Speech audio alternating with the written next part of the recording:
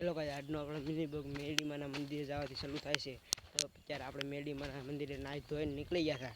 આવી રીતે કાંક આપણે મેરડીમાને જવાનો નજારો હતો, તો આપણે હાલતા થઈ ગયા હતા. ને પછી એ લોકો આપણે કાંક આવા રસ્તામાં પસાર થઈને મેરડીમાના મંદિરે થોડુંક ગયા હતા.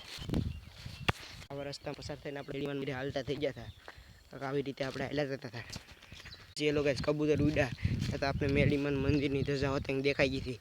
તો આપણે મેરડીમાન બાજુ હાલતા થઈ ગયા હતા. આવા રસ્તામાં આપણે પોગીને મેરડીમાના મંદિરે જવા લાગ્યા હતા. કાંક આવા આપણે રસ્તામાં પસાર થઈને મેરડીમાના મંદિરે પોગવા આવી ગયા હતા. આવી રીતે મંદિર નજારો છે. આવી રીતે મેરડીમાના મંદિરનો નજારો હતો.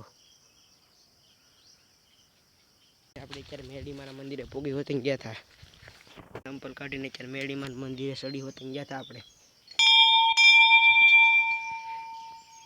મેરડીમાન ધજા હેરકી કરી નાખી. લોકો આપણે અત્યારે મેરડીમાન મંદિરે દીવાબત્તી કરી નાખી હતી.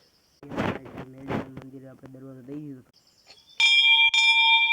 પછી આપણે મેરડીમાન મંદિરે નીકળી ગયા હતા. આપણે મેરડીમાન પગે લાગી અને સંપલા પહેરીને આપણે હાલતા થઈ ગયા હતા.